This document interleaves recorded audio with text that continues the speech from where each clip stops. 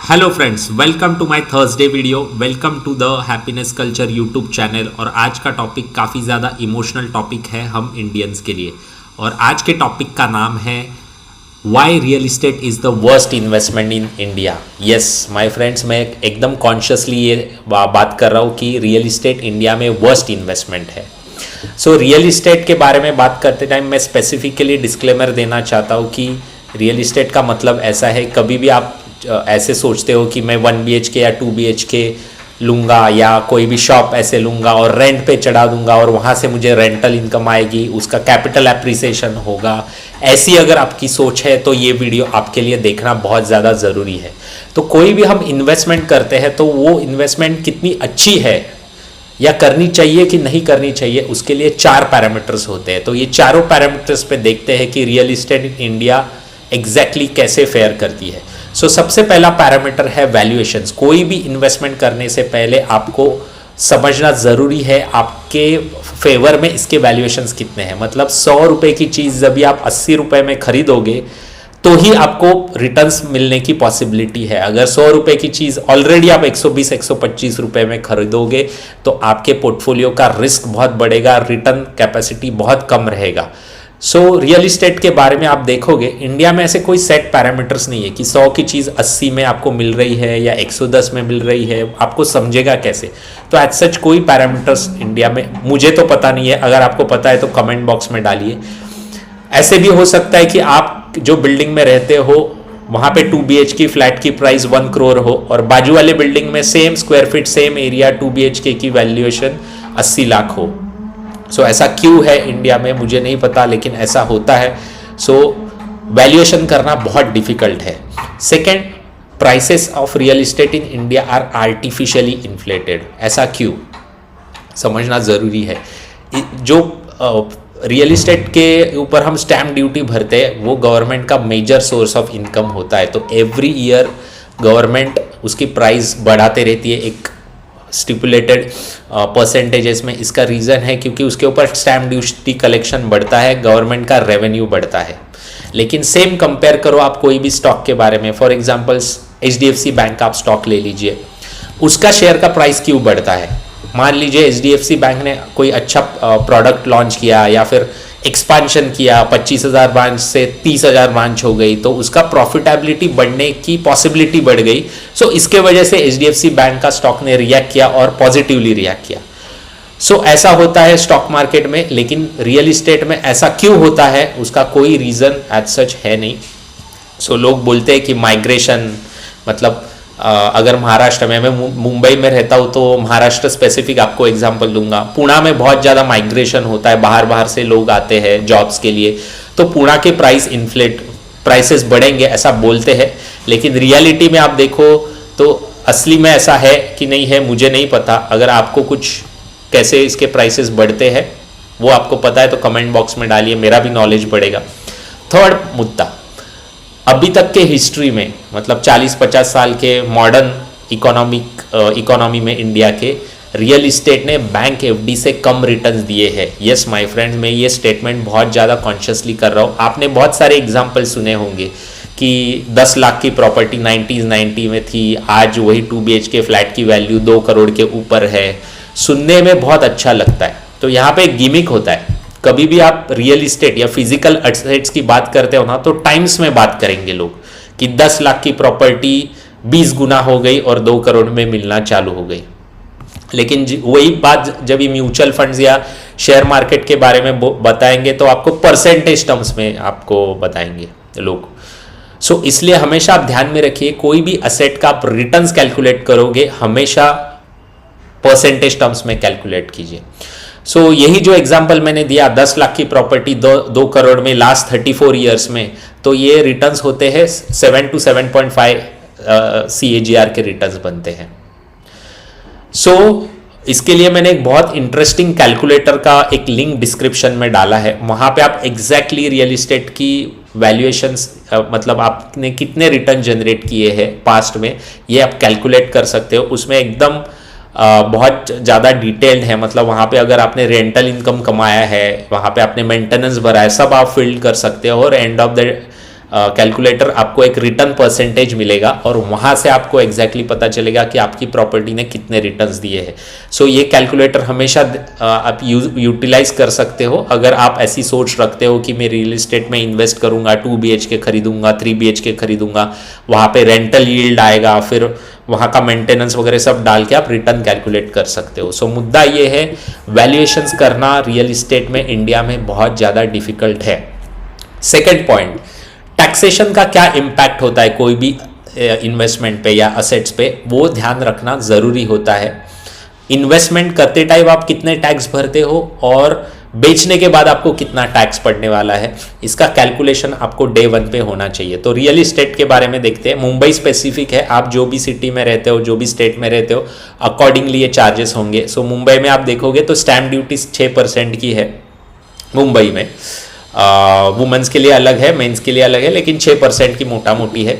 Registration charges 1% है अगर property 30 lakh के अंदर है। सो मुंबई में 30 लाख के अंदर कोई प्रॉपर्टी आती नहीं है एज सच, तो 30 लाख के ऊपर की प्रॉपर्टी के ऊपर 30,000 रुपीज़ रजिस्ट्रेशन चार्जेस है। अगर आप रीसेल वाली प्रॉपर्टी बाय कर रहे हो तो 1 to 3% ब्रोकरेज देना पड़ता है, वो डिस्ट्रीब्यूटेड होता है ओनर और सेलर के बीच में।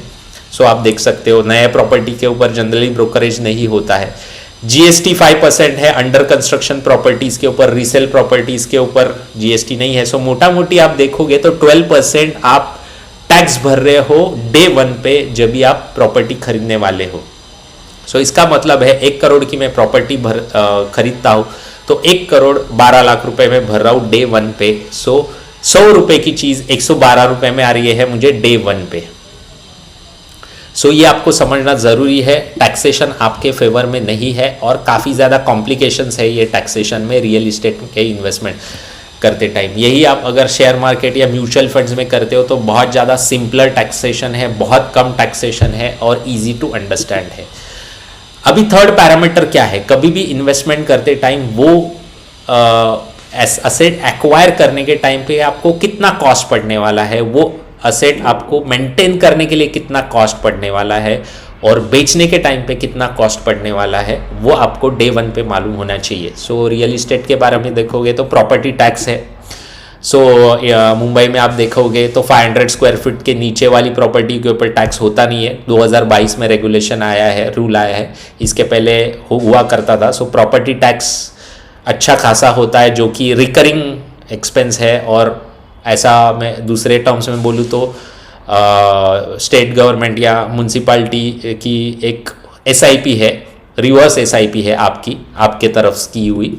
मेंटेनेंस चार्जेस आपको भरने पड़ेंगे anywhere between 2 rupees to 25 rupees पर square feet depending upon the area. ये भी एक SIP है, रिवर्स SIP, जो आपको भरनी पड़ेंगी। रिपेयर कॉस्ट, अगर आप खुद का घर खरीदते हो तो एवरी 3 to 5 ईयर्स आपको उसको पेंटिंग करना पड़ता है, बहुत सारे खर्चे होते हैं, इंटीरियर का खर्चा होता है, वो भी एक कॉस्ट है आपकी। लोन इंटरेस्ट, जिसको लोग कंसिडर नहीं करते, सबसे बड़ा एक्सपेंडिचर है। आप जस्ट कैलकुलेट कीजिए, अगर आपने 1 करोड़ की प्रॉपर्टी खरीदी है, 20 लाख की, एक हाइपोथेटिकल एग्जांपल में दे रहा हूँ, 20 लाख का डाउन पेमेंट किया है और 80 लाख रुपए का आपने 20 साल का लोन लिया है और 8% का इंटरेस्ट रेट है, तो आप बैंक को 20 साल में अप्रोक्सीमेटली 2.5 करोड़ रुपया पेमेंट करने वाले हो। तो आप जस्ट सोचिए, जो चीज़ आपको 2.5 करोड़ रुपए में पड़ेगी 20 साल के बाद उसका वैल्यूएशन कितना होने वाला है। सो ये बहुत बड़ा एक्सपेंडिचर है लोन का इंटरेस्ट, जो कि आपको कंसिडर करने चाहिए। जो लिंक मैंने कमेंट बॉक्स में डाला है रियल इस्टेट कैलकुलेटर की, उसमें ये कंपोनेंट है। सो आप प्रॉपरली उसको कैलकुलेट कर सकते हो, आपको रिटर्न्स कितने बनते हैं रियल इस्टेट में। लिक्विडिटी, ये चौथा फैक्टर है जो आपको कंसिडर करना चाहिए कोई भी असेट क्लास लेते टाइम, कि आप जब भी बेचना चाहोगे वो टाइम पे क्या वो चीज़ बिकेगी। तो इसके 2 फैक्टर होते हैं, कितना टाइम आपको लगने वाला है बेचने के लिए, और जो प्रोसेस है, वो जो बेचने की प्रोसेस है वो कितना टाइम कंज्यूमिंग है। क्योंकि आज के दुनिया की अगर करेंसी आप देखोगे तो रुपीज़ या डॉलर ये करेंसी नहीं है, तो टाइम करेंसी है। टाइम में कैलकुलेट होता है चीज़ें कि कितने रिटर्न्स मिले हैं। सो ये दोनों चीज़ें आपको ध्यान में रखनी है। तो रियल इस्टेट के बारे में आप देखोगे तो मुंबई में सेवरल मंथ्स लग जाते हैं 1 BHK 2 BHK 3 BHK या दुकान बेचने के लिए। अगर आप वही चीज़ आप गोल्ड के बारे में देखो तो तुरंत आप लिक्विडेट कर सकते हो। स्टॉक मार्केट के बारे में देखोगे तो तुरंत आप बेचोगे, 2 दिन में आपके अकाउंट में पूरा पैसा आ जाएगा। टाइम कंज्यूमिंग, आप देखिए अगर मेरे पास शेयर्स है या फिर म्यूचुअल फंड्स है, मैं तुरंत बटन दबा के बेच सकता हूँ, मेरे लिए ये टाइम कंज्यूमिंग चीज़ नहीं है। लेकिन मान लीजिए मैं मुंबई में रहता हूँ, पुणे में मैंने प्रॉपर्टी खरीदी है ऑन द प्रीटेक्स्ट कि वहाँ पे बहुत ज़्यादा माइग्रेशन होता है तो बहुत ज़्यादा रिटर्न्स बनेंगे, तो आप सोचिए मुझे वो अगर लिक्विडेट करनी है तो कितना मेरा टाइम निकाल के जाना पड़ेगा वहाँ पे। पुणे मुझे ट्रैवल करना पड़ेगा, मेरे जो रेगुलर प्रोफेशन है उसमें से मैं टाइम निकाल के वहाँ पे जाऊँगा। सो ये सब फैक्टर्स बहुत ज़्यादा इम्पैक्ट करते हैं ओवरऑल रिटर्न्स के ऊपर। सो आपको ध्यान में रखना चाहिए ये 4 पैरामीटर्स। तो ये 4 पैरामीटर्स देखने के बाद मैं आपको बताता हूँ आइडियल इन्वेस्टमेंट कैसे होना चाहिए। कोई भी असेट में आप इन्वेस्ट करते हो तो उसके ये 4 पैरामीटर्स कैसे होने चाहिए। तो वैल्यूएशंस ईजी टू अंडरस्टैंड होने चाहिए। अगर आप मुझे पूछो कोई भी स्टॉक, HDFC बैंक या SBI या रिलायंस या कोई भी XYZ स्टॉक, उसके सेट पैरामीटर्स है, उसको आप इवैल्यूएट करके इन्वेस्ट कर सकते हो और इजी टू अंडरस्टैंड है अगर आप थोड़ा सा स्टडी करो तो। गोल्ड का वैल्यूएशन समझने के लिए पैरामीटर्स है, जैसे डॉलर इंडेक्स है, उसकी वैल्यूएशंस क्या है, उसके हिस्टोरिकल वैल्यूएशंस क्या है, वो अगर आप समझ जाओगे तो गोल्ड प्राइसेस भी आप समझ सकते हो। लेकिन रियल इस्टेट के बारे में बहुत ज़्यादा डिफिकल्ट है अंडरस्टैंड करना। So ideal investment valuation should be easily understood. Taxation कैसे होने चाहिए इन्वेस्टमेंट करते टाइम पे और इन्वेस्टमेंट बेचने के टाइम पे लो टैक्सेशन होना चाहिए। और ऐसे भी बहुत सारे तरीके होते हैं, can be avoided on the sale of the asset. मतलब अगर गोल्ड में आप इन्वेस्टमेंट करने चाहो तो आप जीरो टैक्स पे भी इन्वेस्ट कर सकते हो, जीरो टैक्स, ऐसी भी मेथड्स है। म्यूचुअल फंड में आप इन्वेस्ट करो तो उसकी जब भी बेचने जाओगे तभी आप उसमें जीरो टैक्स भी भर के आप निकल सकते हो उसमें से। ये सब कैसे टेक्निक्स है, मेरा कम्युनिटी का आप जब भी पार्ट बनोगे तो उसमें आपको ये समझ में आएंगी। तो ये टैक्सेशन ऐसे होना चाहिए इन्वेस्टमेंट्स के बारे में। कॉस्ट शुड बी नील, ये आप ध्यान में रखिए। जो रिकरिंग कॉस्ट होती है वो 0 रुपीज़ होनी चाहिए, तो ही वो इन्वेस्टमेंट फ्यूचर में आपको फ्रूटफुल रहने वाला है। गोल्ड में 0 रुपीज़ की कॉस्ट है, कोई तरीके है उसमें इन्वेस्टमेंट करने में। शेयर्स और म्यूचुअल फंड में काफ़ी कम कॉस्ट होती है मेंटेन करने के लिए, रियल इस्टेट में बहुत ज़्यादा होती है। इसके लिए मुझे रियल इस्टेट इन्वेस्टमेंट अच्छा नहीं लगता है। हालांकि अभी बहुत सारे इन्वेस्टमेंट्स आए हैं, मतलब रियल इस्टेट इन्वेस्टमेंट ट्रस्ट के मार्फत आप इन्वेस्ट कर सकते हो, स्पेशल पर्पस व्हीकल के मार्फत रियल इस्टेट में इन्वेस्ट कर सकते हो, जहाँ पे कॉस्ट काफ़ी ज़्यादा रिड्यूस होता है। लेकिन आपको सीखना पड़ेगा, समझना पड़ेगा। अगर आपकी ओल्ड स्कूल ऑफ थॉट है कि मैं 2 BHK लेके रेंट पे चढ़ा के 20 साल के बाद उसको बेचूंगा और मुझे बहुत ज़्यादा कुछ रिटर्न मिलने वाला है, तो ऐसा कुछ होने वाला है नहीं एक्चुअली। लिक्विडिटी, आइडियल इन्वेस्टमेंट की लिक्विडिटी इंस्टेंट होनी चाहिए, बटन दबा के मेरे अकाउंट में पैसे आने चाहिए। Not time consuming, time consume करना नहीं पड़ने वाला है। मेरा प्रोफेशन कुछ अलग है और मेरी इन्वेस्टमेंट बेचने के लिए मैं टाइम कंज्यूम करूं तो बहुत गलत हो जाएगा। फ्रैक्शनल लिक्विडिटी भी होनी चाहिए, मतलब अगर मेरे पास रिलायंस के 100 स्टॉक्स है, उसमें से भाई 10 स्टॉक्स बेच के भी निकल सकता हूँ, 90 स्टॉक में रखूंगा। ऐसे आप रियल इस्टेट के बारे में नहीं कर सकते हो, फिजिकल रियल इस्टेट के बारे में, ओल्ड स्कूल ऑफ थॉट वाली रियल इस्टेट के बारे में, जहाँ पे आपने एक कमरा बेच दिया, ऐसा होता नहीं है। लेकिन अभी नए इंस्ट्रूमेंट्स आए हैं रियल इस्टेट इन्वेस्टमेंट्स के, जहाँ पे आप फ्रैक्शनली भी बेच सकते हो।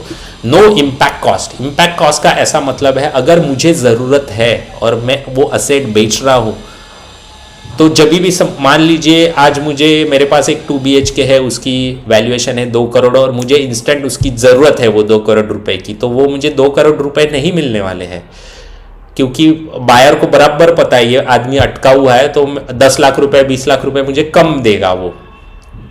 सो इसे कहते हैं इम्पैक्ट कॉस्ट।